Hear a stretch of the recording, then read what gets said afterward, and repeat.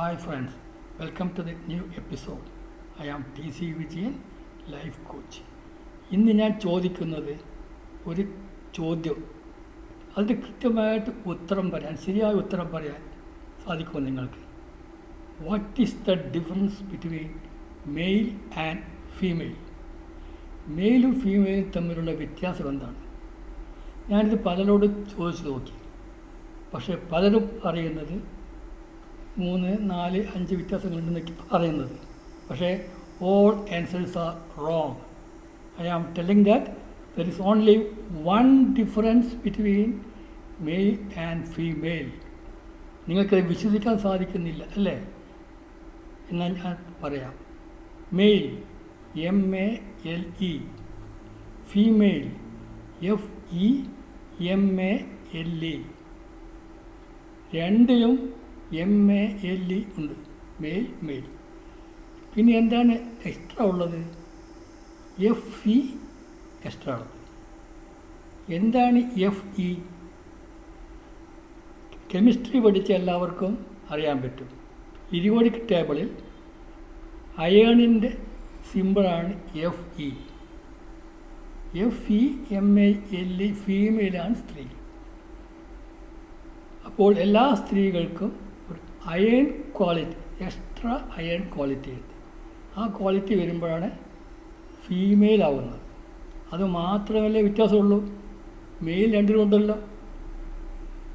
അപ്പോൾ ആ വ്യത്യാസം ഉണ്ടെങ്കിലും ഇന്ന് ജീവിച്ചിരിക്കുന്നതും ജീവിക്കാൻ പോകുന്നതുമായ എല്ലാ സ്ത്രീകളും അയൺ ലേഡീസാണ്.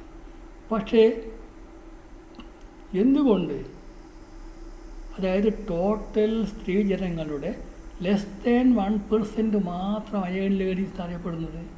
ഇന്ദിരാഗാന്ധി, മാർഗരറ്റ് താച്ചർ, അങ്ങനെ ചുരുക്കം ചില പേരുകൾ മാത്രമേ അയൺ ലേഡീസ് പറയുന്നുള്ളൂ. ബാക്കിയുള്ളവർ അയൺ ക്വാളിറ്റി എവിടെ പോയി? എന്തുകൊണ്ട് അവർക്ക് അവരുടെ ആ എക്സ്ട്രാ ക്വാളിറ്റി എടുക്കാൻ പറ്റുന്നില്ല? അതിനുള്ള കാരണം എന്ന് വെച്ചാൽ നമ്മുടെ കുട്ടികൾക്ക് കൊടുക്കുന്ന, ചെറുപ്പത്തിലെ പെൺകുട്ടികൾക്ക് കൊടുക്കുന്ന ഫീഡിങ് ആണ്. അവർക്ക് എവിടെയും തനിച്ച് പോകാൻ പറ്റില്ല, അവർക്ക് എപ്പോഴും സപ്പോർട്ട് വേണം, അവർക്ക് ഇൻഡിപെൻഡൻ്റ് എടുക്കാൻ പറ്റില്ല. അങ്ങനെ പറയാണ്ട് നമ്മൾ പെൺകുട്ടികൾക്ക് ഫീഡ് ചെയ്യുന്നതിനേക്കാൾ കൂടുതൽ നെഗറ്റീവ് തോട്ടാണ് ഫീഡ് ചെയ്യുന്നത്. അവരുടെ സബ് കോൺഷ്യസ് മൈൻഡിൽ ഇത് മുഴുവൻ റെക്കോർഡ് ചെയ്തു പോയി. അപ്പോൾ അവരൊന്നിനും കൊള്ളില്ല. അപ്പോൾ അവർക്ക് അവരുടെ ക്വാളിറ്റി ഇല്ല എന്നുള്ളത് മനസ്സിലാക്കുന്നു. അപ്പോൾ ഈ ഞാൻ അയൺ ലേഡി എന്ന് പറഞ്ഞല്ലോ, ഇരുമ്പിൻ്റെ പ്രത്യേകത വെച്ചാൽ അത് ശ്രദ്ധിച്ചില്ലെങ്കിൽ, എവിടെയെങ്കിലും ഇട്ട് കളഞ്ഞാൽ, പ്രോപ്പർ ട്രീറ്റ്മെൻറ്റ് ചെയ്തിട്ടില്ലെങ്കിൽ അത് തുരുമ്പ് പിടിച്ച് നശിച്ചു പോകും. നമ്മുടെ സ്ത്രീകൾക്കും പറ്റിയ അബദ്ധമാണ്. അവരുടെ ക്വാളിറ്റികൾ തുരുമ്പ് പിടിച്ച് നശിച്ചു പോയി. ചുരുക്കം ചിലർക്ക് മാത്രം അത് എടുക്കാൻ പറ്റി. അതിൻ്റെ കാരണം ഞാൻ പറഞ്ഞു. ഇതിന് ഒരു ഉദാഹരണം പറയാം. അതായത് മഹാരാഷ്ട്രയിൽ സത്താറ ജില്ലയിലെ ഒരു ഗ്രാമത്തിലുള്ള എല്ലാ പെൺകുട്ടികളുടെയും പേര് നകുഷ എന്നാണ്. ഒരു വീട്ടിലൊരു പെൺകുട്ടി ഉണ്ടായ ആ പെൺകുട്ടിക്ക് നകുഷ എന്ന് പേരുണ്ട്. എന്താണെന്ന് വെച്ചാൽ അവിടെ അവർക്കൊരു വിശ്വാസമുണ്ട്, ആ പേരിട്ട് കഴിഞ്ഞാൽ അടുത്ത കുട്ടി ആണായിരിക്കുന്നത്. അങ്ങനെ ജനിക്കുന്ന ആ വില്ലേജിലുള്ള എല്ലാ പെൺകുട്ടികൾക്കും നകുഷ എന്നുള്ള പേരിട്ടു. അങ്ങനെ ഒരു വിശ്വാസം. ശരി, ഈ നകുഷ എന്ന വാക്കിൻ്റെ അർത്ഥം, മറാഠി ഭാഷയിലുള്ള അർത്ഥം എന്താണെന്ന് നിങ്ങൾക്കറിയാമോ? Unwanted, rejected. നമുക്ക് വേണ്ടാത്ത സാധനമാണ് പെൺകുട്ടി എന്നുള്ളതാണ് അവരുടെ പേരിൽ തന്നെ വരുന്നത്. അങ്ങനെയുള്ള കുട്ടികൾക്ക് വളർന്നു വന്നാൽ എന്തായിരിക്കും സ്ഥിതി? അതുപോലെ തന്നെ തമിഴ്നാട്ടിലൊരു സംഭവം ഉണ്ടായി. ഒരു ദമ്പതികൾക്ക് 3 പെൺകുട്ടികളുണ്ടായി. 3ാമത്തെ പെൺകുട്ടിക്കിട്ട് പേരെന്താണെന്നറിയോ? മതി. ആ കുട്ടി അനുഭവിച്ച വിഷമങ്ങൾ, ആ പേര് നിമിത്തം അനുഭവിച്ച വിഷമങ്ങൾ നമ്മളെല്ലാം സോഷ്യൽ മീഡിയയിൽ വായിച്ചിട്ടുള്ളതാണ്. അതുകൊണ്ട് നമ്മുടെ കുട്ടികൾക്കും നമ്മുടെ സ്ത്രീജനങ്ങൾക്കും പറ്റിയ അബദ്ധം, അവരുടെ സബ് കോൺഷ്യസ് മൈൻഡിൽ ഇത് റെക്കോർഡ് ചെയ്തു പോയി. അവർ ഒന്നിനും കൊള്ളില്ല, അവർക്കതിനുള്ള കഴിവില്ല എന്നുള്ളത്. പക്ഷേ അത് നമുക്ക് മാറ്റിയെടുക്കാൻ പറ്റും. അത് നമുക്ക് 21 ദിവസം കൊണ്ട് മാറ്റിയെടുത്ത് ഒരു പുതിയ ജീവിതത്തിലേക്ക് കൊണ്ടുവരാനുള്ള ടെക്നിക്കുകൾ ഇപ്പോഴുണ്ട്. അതിൽ ആർക്കെങ്കിലും താല്പര്യമുണ്ടെങ്കിൽ നമുക്ക് ഇതിൻ്റെ കൂടുതൽ ഡീറ്റെയിൽസ് പറയാം. പക്ഷേ ഈ സ്ത്രീകളുടെ അവഗണന എന്ന് പറഞ്ഞത് ഇന്നും ഇന്നലെയും തുടങ്ങിയതല്ല, യുഗയുഗാന്തരങ്ങളായി തുടങ്ങിയതാണ്. ത്രേതായുഗത്തിലെ ശ്രീരാമൻ സീതാദേവി ലങ്കയിൽ പോയതുകൊണ്ട് സംശയം വന്നല്ലോ. അപ്പോൾ ഒരു അഗ്നിപരീക്ഷ നടത്തുന്നങ്ങോട്ട് തീയിൽ ചാടിച്ചു. ശരി, അതും കഴിഞ്ഞ് അതും തീരാത്തതുകൊണ്ട് ഗർഭിണിയായ സീതയെ കാട്ടിൽ വിട്ടു. ഉത്തമ രാജാവായ രാമൻ ചെയ്തതാണ്, സ്വന്തം ഭാര്യ ചെയ്തതാണ്. അവിടെ ഒരു സ്ത്രീ എന്നുള്ള പരിഗണന പോലും കൊടുത്തില്ല. ഇനി ദ്വാപരയുഗത്തിൽ വരികയാണെങ്കിലോ നമ്മുടെ വില്ലാളി വീരനായ അർജുനൻ, ദ്രൗപദിയുടെ കഴുത്തിൽ ആദ്യം താലി കെട്ടിയത് അർജുനനാണ്.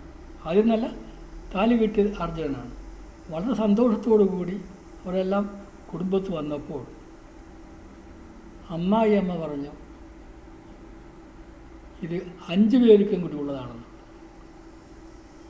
വളരെ വിഷമിച്ച് നിൽക്കുന്ന സീതയെ ഒന്ന് സമാധാനിപ്പിക്കാനോ അല്ലെങ്കിൽ അതിനെ എതിർക്കാനോ പോലും ഈ വില്ലാളി വീരൻ മെനക്കെട്ടില്ല, അനങ്ങാതിരുന്നു. അത് കഴിഞ്ഞ് വസ്ത്രാക്ഷേപം, വിശ്വാസനം വസ്ത്രാക്ഷേപം നടത്തി. വസ്ത്രാക്ഷേപം നടത്തുമ്പോഴും ഈ വില്ലാളി ഇവരെ ആരെങ്കിലും രക്ഷിക്കുന്ന വിചാരിച്ച് അനങ്ങാതിരുന്നു. അതാണ് ഒരു ഭർത്താവിൻ്റെ കടമ.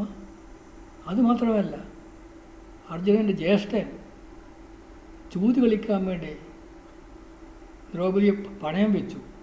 അപ്പോഴും അർജുനൻ മിണ്ടാതിരുന്നു. അവസാനം അവർ സ്വർഗാരോഹണത്തിൽ പോകുമ്പോൾ സീതാദേവി വഴിയിൽ വീണു. അപ്പോഴും അർജുനൻ തിരിഞ്ഞു നോക്കിയില്ല. ആ സമയത്ത് ഭീമസേനാണ് എഴുന്നേൽപ്പിച്ച് നടത്തിക്കൊണ്ടുപോയത്.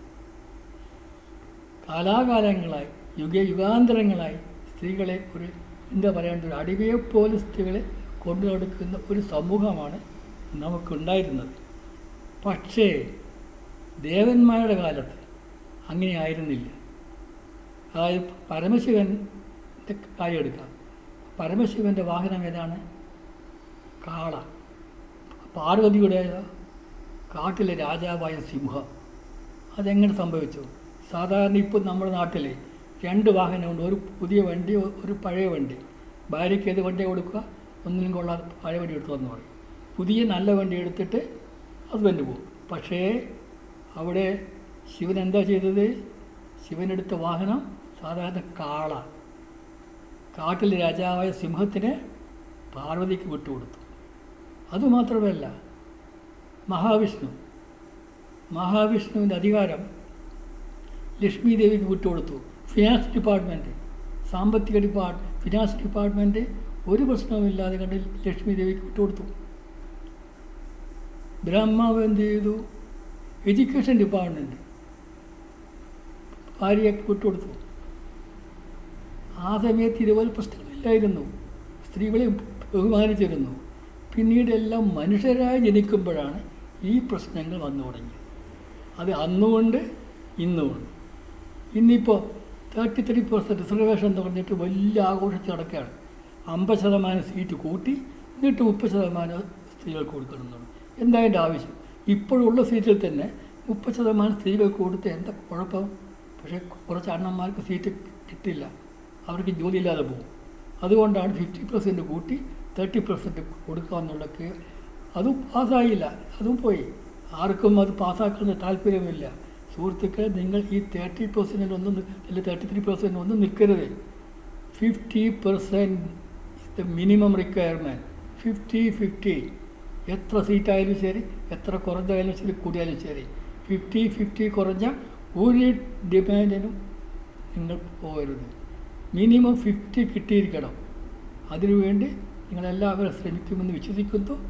നിങ്ങൾ എല്ലാവരും അവരുടെ അയൺ ക്വാളിറ്റിയെപ്പറ്റി ചിന്തിച്ച് നാളത്തേക്ക് വേണ്ടി. പിന്നീട് വേറൊരു പ്രശ്നമുണ്ട്. ഇപ്പോൾ ചെറിയ കുട്ടികൾക്ക് ഒരു സൈക്കോളജിസ്റ്റുകൾ കൊടുക്കുന്ന ട്രീറ്റ്മെൻറ്റാണ് ബാഡ് ടച്ച്, ഗുഡ് ടച്ച് എന്നോട്ട്. What is this bad touch and good touch? കുട്ടികൾ വേണ്ടാതെ ബാഡ് ടച്ച് പഠിപ്പിച്ച് അവരുടെ സബ് കോൺഷ്യസ് മൈൻഡിൽ എല്ലാം ബാഡ് ടച്ചായി. അവസാനം അവർ വളർന്നു വന്ന് ഒരു കുടുംബജീവിതം അയക്കുന്ന സമയത്ത് അത് എന്തെല്ലാം എഫക്റ്റ് ചെയ്തെന്ന് നിങ്ങൾക്കറിയാം. അവർക്ക് കുടുംബജീവിതം ഒന്നും ആസ്വദിക്കാൻ പറ്റിയില്ല. ഈ ബാഡ് ടച്ച് ആയിരിക്കും അവരുടെ സബ് കോൺഷ്യസ് മൈൻഡിൽ റെക്കോർഡ് ചെയ്തിട്ടുണ്ട്. എന്തിനും ബാഡ് ടച്ച് ഗുഡ് ടച്ച് എന്ന് പറയുന്നു? അൺവാണ്ടഡ് ടച്ച് എന്ന് പറഞ്ഞാൽ പോരെ. എനിക്കതാണ് കാര്യം മനസ്സിലാവാതെ. ബാഡ് ടച്ച് എന്ന് പറഞ്ഞ കുട്ടികളെ വീണ്ടും നിങ്ങൾ തുളച്ച് കളയാണ്. ഇതൊക്കെ ഒന്ന് നിങ്ങൾ ശ്രദ്ധിക്കുക. എല്ലാവരും ശ്രദ്ധയോടെ കൈകാര്യം ചെയ്യേണ്ട കാര്യങ്ങളാണ്. നമ്മൾ കുട്ടികളെ എങ്ങനെ വളർത്തണം, പെൺകുട്ടികളെ എങ്ങനെ വളർത്തണം, അവരുടെ ക്വാളിറ്റിയെ പറ്റി അവർക്ക് പറഞ്ഞു കൊടുക്കണം. ഇനി ഇപ്പോഴുള്ളവർക്ക്, അതായത് വളർന്നു വരുന്നവർക്ക് അവരുടെ സബ് കോൺഷ്യസ് മൈൻഡ് മാറ്റാൻ വേണ്ടി ഒരു പുതിയ ട്രീറ്റ്മെൻ്റ് ഉണ്ട്. അത് ആർക്കെങ്കിലും താല്പര്യമുണ്ടെങ്കിൽ ഞാൻ പറഞ്ഞു തരാം. 21 ദിവസം കൊണ്ട് നമുക്കത് മാറ്റിയെടുക്കാം. Thank you very much.